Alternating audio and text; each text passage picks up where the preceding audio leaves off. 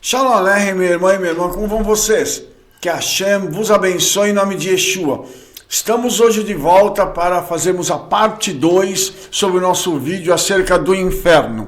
Vamos dar continuidade então? Nós continuamos falando sobre a tradição judaica. Então vamos continuar aqui, porque nós precisamos abordar um tema muito interessante aqui. A raiva é uma má qualidade, assim como o escorbuto é uma doença do corpo.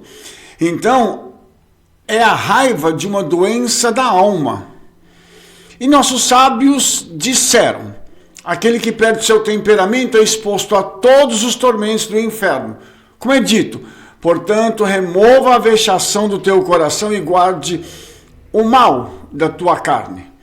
E pelo mal eles querem dizer o Gehenna, como se diz, o Eterno fez tudo para o seu próprio propósito, sim, até mesmo os ímpios pelo dia do mal. E não é só isso, mas um homem irritado é aflito com grande quantidade de problemas, como é dito.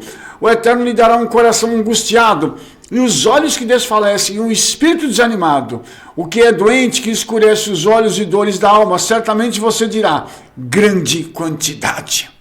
Amados, vamos explicar então isso aqui. A raiva, ela é uma manifestação de um problema na alma que reflete no corpo, né? Então, se a pessoa não tem o domínio próprio para ela poder se controlar e ela tem acessos constantes de raiva, então essa pessoa, segundo a tradição judaica, ela está exposta a todos os tormentos do inferno ainda em vida, tá? E depois, sabe-se lá qual será o destino. Se a pessoa não fizer techuvá, não retornar para o Senhor, ou se ela não se converter, certamente o destino dela é o inferno.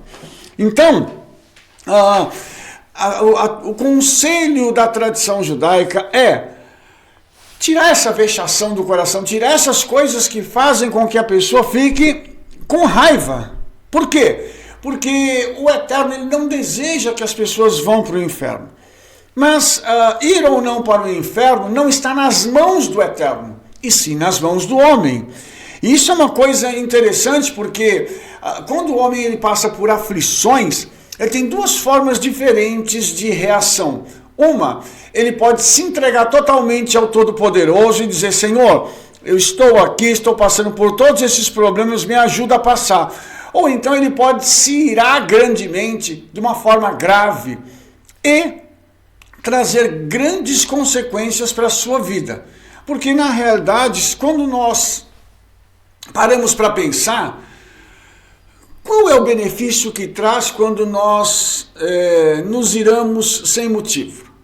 Será que aquilo resolve o problema, resolve a situação? Então, isso é uma coisa também que nós devemos parar para pensar. Quais são os benefícios da gente ficar irado? Eu não estou dizendo uma ira que vem de vez em quando. Eu estou falando de algo que é uma prática constante na vida de uma pessoa. Porque isso é uma doença que tem que ser erradicada da vida da pessoa. Isso é um problema sério que uma pessoa tem. Então, aqui a raiva está associada com algo que leva a uma punição do inferno. Então isso é uma coisa também bem interessante, que a tradição judaica mostra que pessoas que têm acessos de raiva constantes, essas pessoas estão sujeitas aos sofrimentos do inferno aqui e vão para lá também. Além das partes habitadas para o leste, está o paraíso com suas 7 divisões, cada uma designada para o piedoso em certo grau. O oceano está situado a oeste, é pontilhado com ilhas em ilhas, habitadas por muitos povos diferentes. Além disso, por sua vez, as estepes ilimitadas, cheias de serpentes e escorpiões, é destituído de todo tipo de vegetação, sem ervas ou árvores. Para o norte são suprimentos de fogo infernal, neve, granizo, fumaça, gelo, escuridão e tempestade. E naquela vizinhança existem todos os tipos de demônios e espíritos malignos. Sua morada é um grande trecho de terra. Levaria 500 anos para atravessar. Além das mentiras que estão no inferno. Para o sul é a câmara contendo reservas de fogo, a caverna de fumaça e a forja de explosões e furacões. Assim vem que o vento soprando do sul traz calor e enrolamento para a terra. Esse texto mostra para a gente duas coisas interessantes. Primeiro, ele mostra o paraíso, o lado bom, onde os justos, os santos, os salvos estarão. Logo depois, ele fala de um lugar grande, um lugar que é praticamente ilimitado, onde tem serpentes, escorpiões, não tem árvores, não tem nada, tem fogo, neve, granizo, fumaça, gelo, escuridão, tempestade. E essa é uma forma que a tradição judaica está descrevendo o inferno, habitado por espíritos malignos, um local onde existem reservas de fogo, onde existem explosões, furacões. Então o inferno aqui, ele é descrito de uma forma metafórica, vamos colocar esse metafórica entre aspas, por favor, porque demonstra que a descrição daquilo que é bom para o homem, das benesses que o homem recebe, das bênçãos do Olam Rabá, é muito pequeno. Mas as descrições do inferno são imensas, é tremendo. Esse texto aqui tem 2 linhas para falar do Olam Rabá e o resto do texto fala do inferno. Então você entende que a descrição do inferno, os juízos do inferno são destacados aqui para mostrar para o homem que ele tem que ter temor desse tipo de coisa. E que esse lugar existe, e que esse lugar é real. E que as pessoas estão arriscando suas vidas quando elas se afastam do eterno, não querem Yeshua. Elas estão arriscando as suas vidas, mas não a vida agora. Estão arriscando a sua vida na eternidade, porque há um salto que o homem dá deste mundo para o outro mundo. Agora, basta saber que caminho tomará o homem ao fechar os seus olhos e partir desse mundo. Porque só existem 2 caminhos a tomar. Não há um terceiro caminho. Não há uma terceira via. Não há uma hipotética via de descanso onde a pessoa fica lá, ela sofre um pouquinho, se ela ficar boazinha lá, ela vai para o céu, se ela não ficar lá, se o sofrimento dela não for necessário, não for suficiente, ela vai voltar para o inferno, se não pagar as contas dela ali. Entende? Não tem essa coisa de purgatório, essa coisa toda.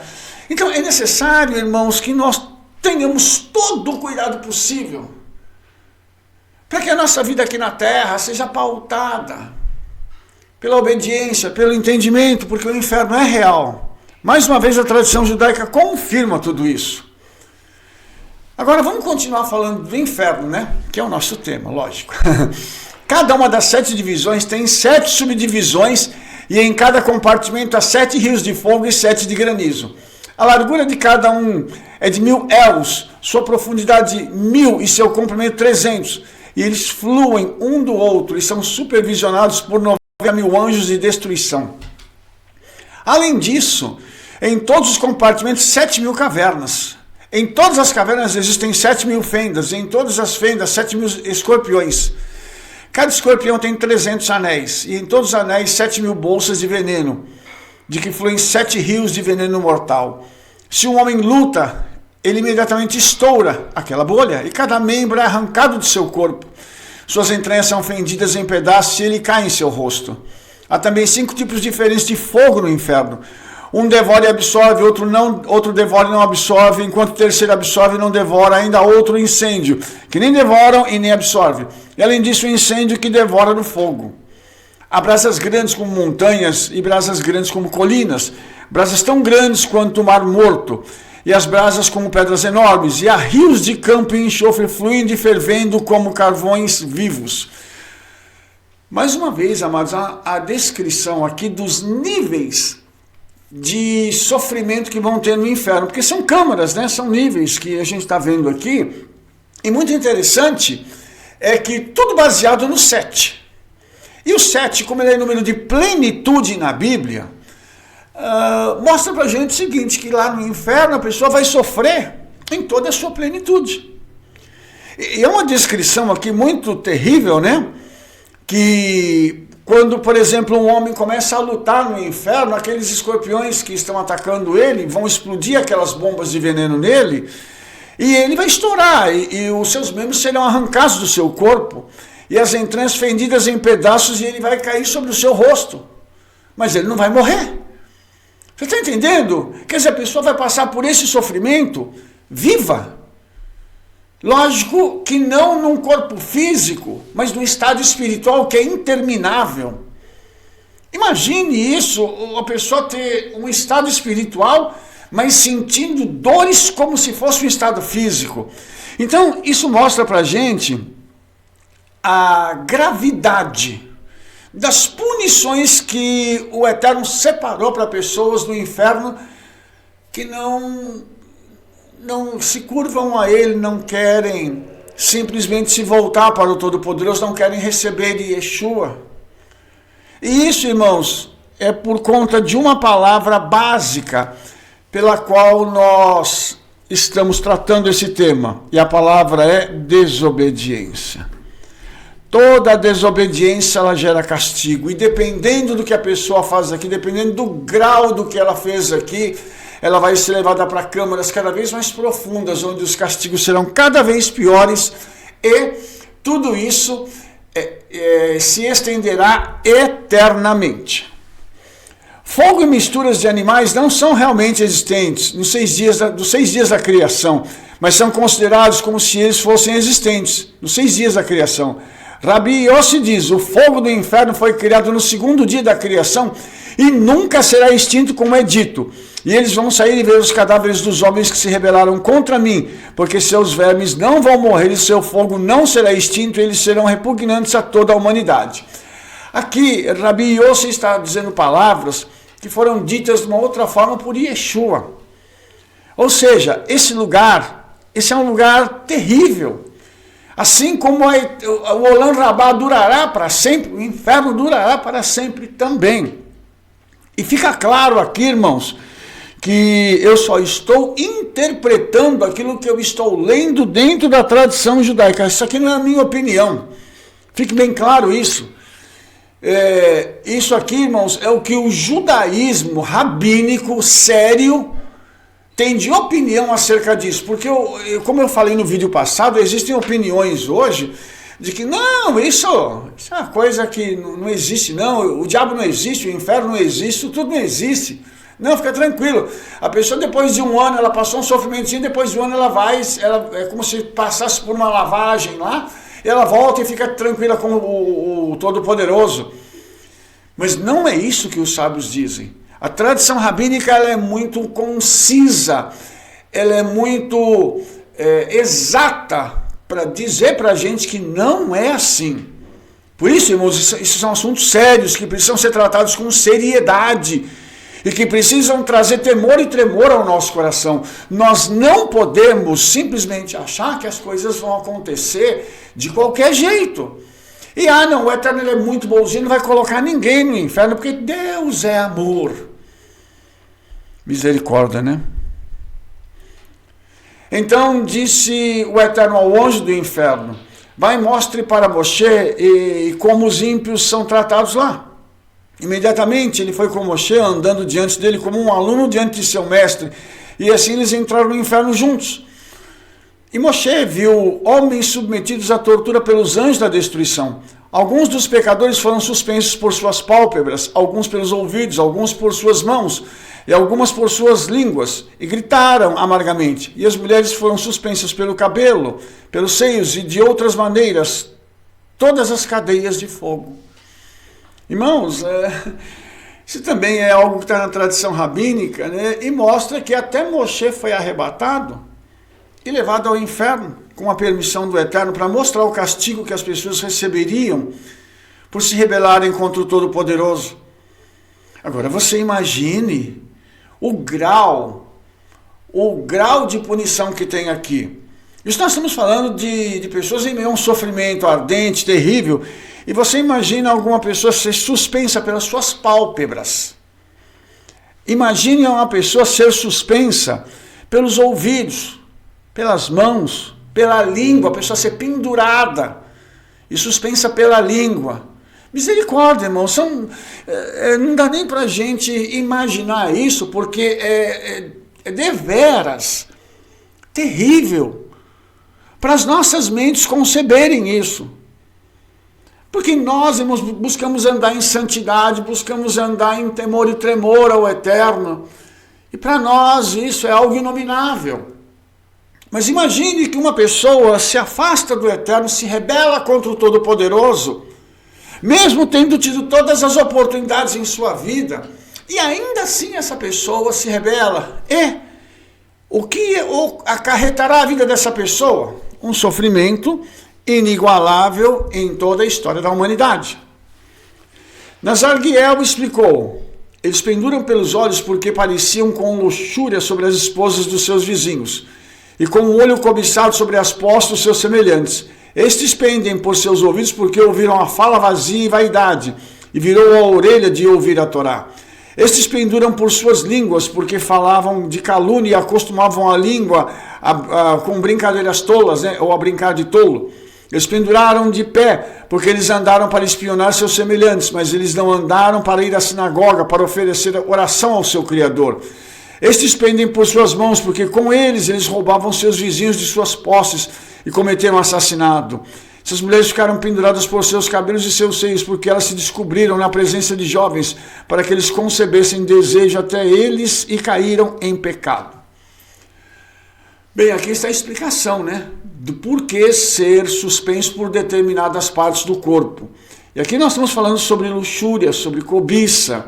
Aqui nós estamos falando sobre pessoas que ouvem fofocas, aqueles que fazem fofocas, né? Aqueles que buscam olhar a vida do próximo para poder, então, de alguma forma, condenar aquela pessoa ou levantar um falso testemunho sobre a vida daquela pessoa. E também a licenciosidade, a sensualidade que faz com que outras pessoas pequem. Tudo isso, irmãos, nós sabemos que é possível a pessoa fazer techuvá e ser perdoada. Mas para isso precisa haver uma consciência na vida daquela pessoa de que é necessário que aquela pessoa abandone esses tipos de atitudes, ela pare, ela faça cessar esse tipo de conduta. Porque isso leva à morte de outras pessoas. Imagine quando se cobiça aquilo que é de alguém e aquela pessoa vai em busca de fazer com que a sua cobiça se torne realidade, destruindo famílias, destruindo vidas, falando mal. Misericórdia. Tudo isso, irmãos, está ligado à desobediência de forma contínua.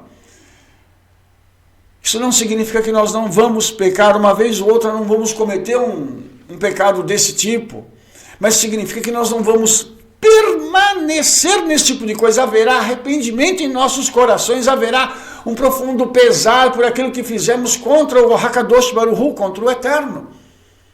Isso vai fazer com que as nossas vidas sejam transformadas, mas é necessário fazermos techuvá.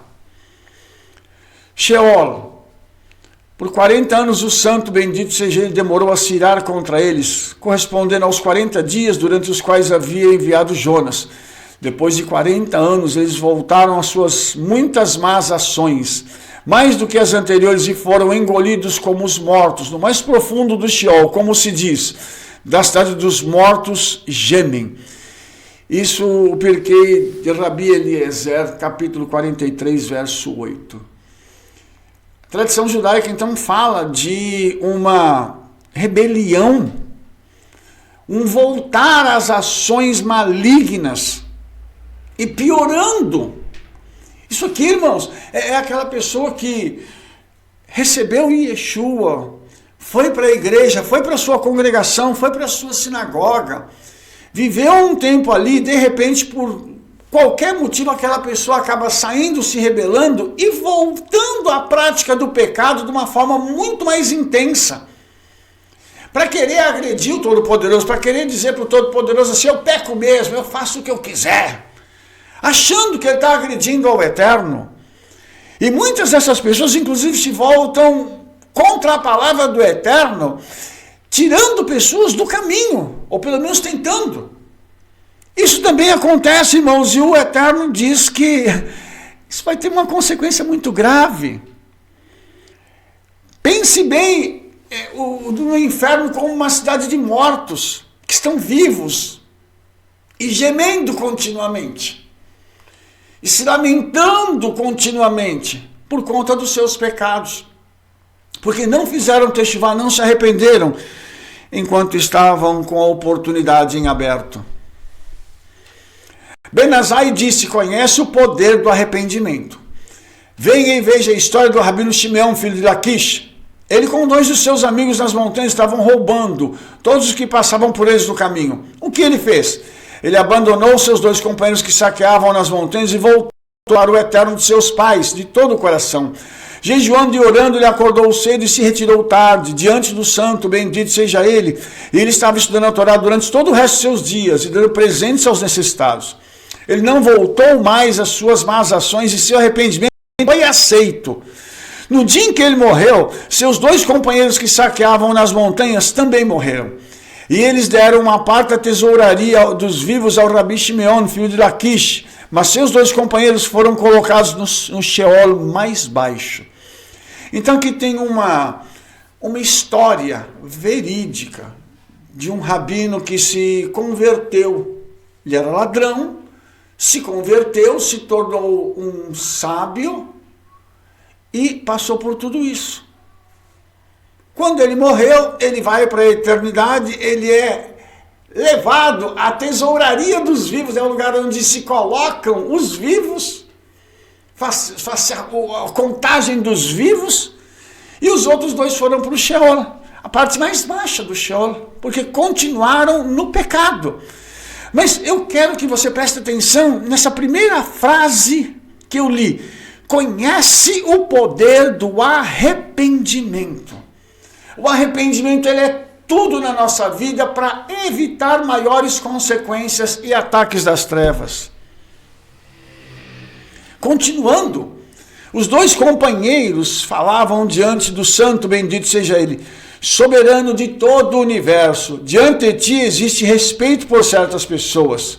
Este, apontando para o ex-amigo deles, estava saqueando conosco nas montanhas. E ele está no tesouro dos vivos, enquanto os outros homens estão no Sheol mais baixo. Ele disse-lhes: este se arrependeu em vida, mas vós não vos arrependestes. Disseram-lhe: dê-nos a oportunidade e nos arrependeremos com muita sinceridade. Ele disse a eles: o arrependimento só é possível até a morte.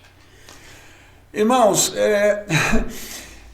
quantas vezes nós já ouvimos a pessoa dizer assim: não, eu vou continuar vivendo a minha vida, antes de morrer eu volto para o Senhor. Essa descrição mostra para a gente algo fundamental. Será que vai dar tempo de voltar? Será que a pessoa terá condições de se arrepender no último instante? Eu acho que não. Por isso, o Eterno diz a eles que o arrependimento só é possível em vida. E Yeshua conta uma parábola que fala sobre isso. Um homem rico e Eleazar, que é conhecido como Lázaro, né? Que mendigava na porta dele e ser levado para o Olam Rabá, o seio de Abraão, e o outro vai padecendo. E eles têm contato visual um com o outro, e aquele homem diz para o Eterno: manda que Eleazar molhe a ponta do dedo aqui só para abrandar o meu sofrimento. Ele disse: não dá para ir não dá para ir porque é uma separação entre todos vocês. Ele disse: então, faz ele ressuscitar, manda alguém lá para falar para os meus irmãos. Ele disse: também não dá, porque eles têm a Torá, eles têm a palavra do Eterno, eles têm os profetas, que se arrependam lá, para não irem para o lugar onde você está. Então você percebe que isso é muito sério. A teshuvá, o arrependimento, só é possível enquanto nós estamos vivos, de tomarmos uma decisão, de darmos uma guinada de 180 graus nas nossas vidas e vivermos vidas santas, vidas que valham a pena ser vividas. Repetindo, o arrependimento só é possível até a morte. Morreu, não há mais o que fazer. Lembre-se de que não há luxo no Sheol, e a morte não demora, e o decreto do Sheol não te foi declarado. Meu Pai, os nossos sábios dizendo que o Sheol não é lugar de luxo, o Sheol não é lugar de estar bem, O Sheol não é um lugar onde as pessoas vão se divertir, como muitos acham. E eles continuam declarando que a morte não demora. O que são alguns 30, 40, 50, 100 anos para o homem, visto que ele tem a eternidade toda por sua frente? Não é nada. Queridos, e o decreto do Sheol não te foi declarado, ou seja, nós ainda temos uma chance de que o decreto de morte se transforme em decreto de vida. Mas para isso é necessário que haja arrependimento. Meu Pai, é necessário uma mudança de vida, é necessário que as pessoas que estão vivendo dentro da casa do Senhor e estão vivendo vidas irregulares, precisam se arrepender. É necessário que haja santidade diante do Todo-Poderoso, do Hakadosh Baruch Hu, diante de Yeshua, do Espírito Santo. Porque quando vier a morte, nada poderá mudar o destino daquela pessoa. Se aquela pessoa não tivesse arrependido, não tiver voltado para o Senhor, o seu destino é um só: o inferno. Afirma-se: 3 descem ao Guerrinom e não sobem. Aquele que tem um caso com a esposa de alguém, aquele que branqueia a cara, embaraça seu amigo em público, e aquele que jura falsamente em nome do Eterno. E alguns dizem mesmo aquele que é honrado pela desonra de seu amigo, e aquele que causa atrito entre um homem e a sua esposa para trazer contendas entre eles. Segundo a tradição judaica, essas pessoas que fazem isso, elas vão para o inferno direto, tá?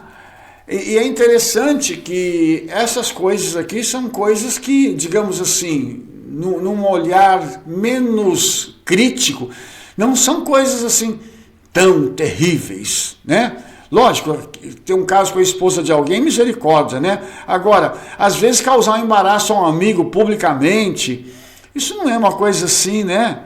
Aquele que é honrado pela desonra do amigo, não é uma coisa que você pode dizer assim, nossa, que coisa terrível, né?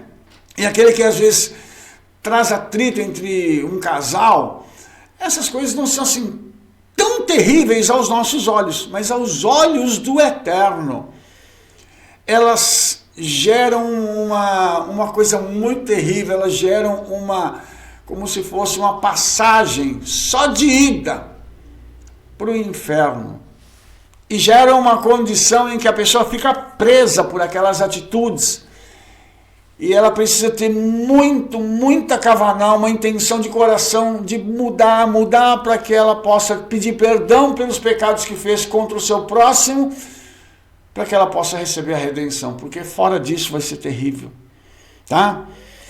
Misericórdia.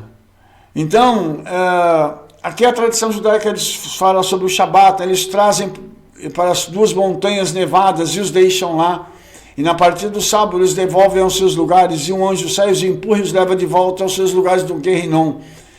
Então, essa questão aqui é muito interessante também, porque aquele contrassenso, né? Da neve e do fogo, a neve e do fogo. Então, eles acabam sendo punidos, né? Ou pelo frio intenso ou pelo calor intenso. Então, a tradição judaica mostra que essa punição deles ali é terrível, ou seja, que até mesmo no Sheol eles continuam pecando, blasfemando do Eterno, eles continuam amaldiçoando, dizendo coisas impropérios contra o Eterno e contra si mesmos. Então essa punição, isso mostra o grau de punição, mais uma vez, daquelas pessoas que vão para aquele lugar. Continuando, né? Agora, uma subdivisão aqui. Existem 2 compartimentos próximos uns dos outros, que são chamados de Sheol e Avadon. Quem chega no Sheol é julgado e punido lá, e então é levado a um compartimento diferente, mas superior.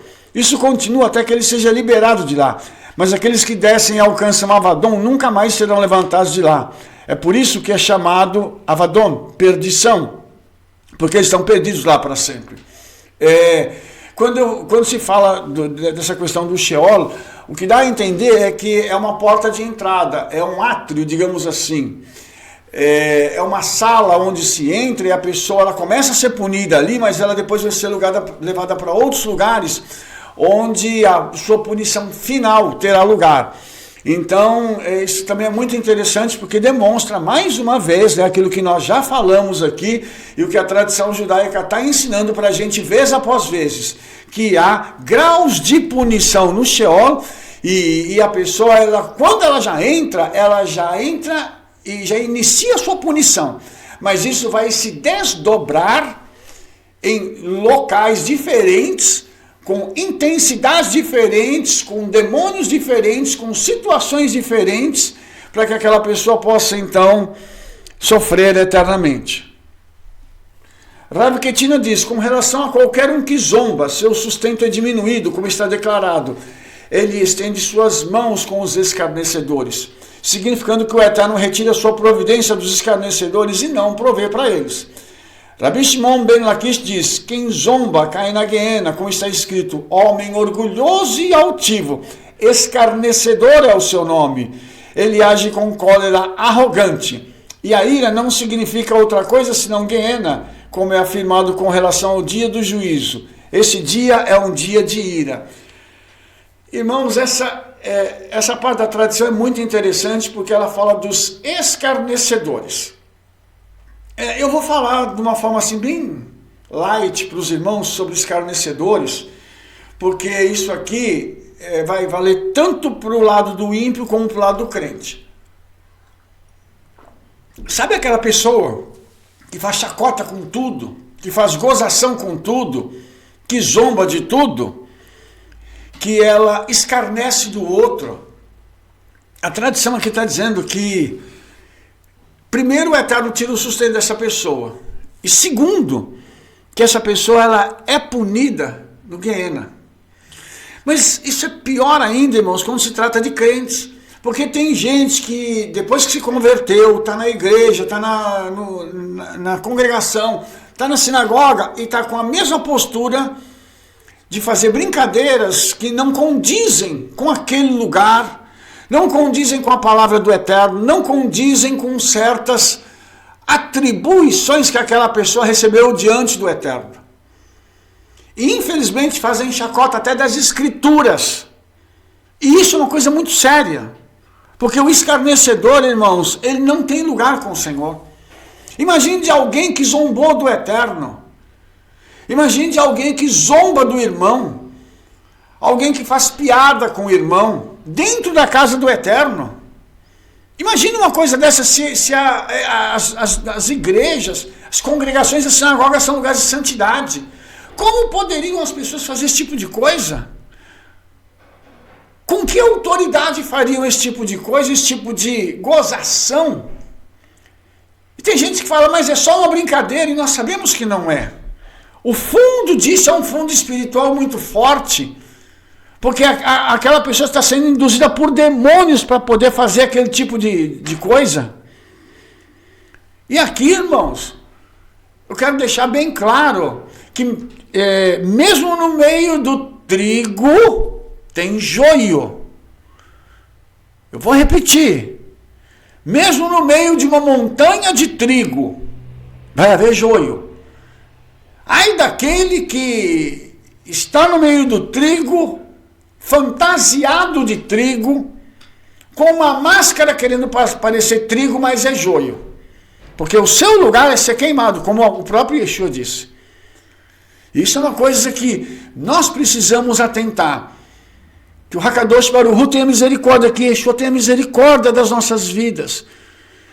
Porque se algum de nós for joio, que ele nos transforme em trigo. Mas que nós jamais sejamos trigo e sejamos transformados, revertidos em joio. Porque isso será algo terrível para a vida daquela pessoa. Então, quais as conclusões que tiramos de tudo isso? Primeiro, o inferno é real e não podemos brincar com isso. Segunda, é uma pergunta, qual é o destino que desejamos após a morte? E a resposta é: cada um escolhe o seu.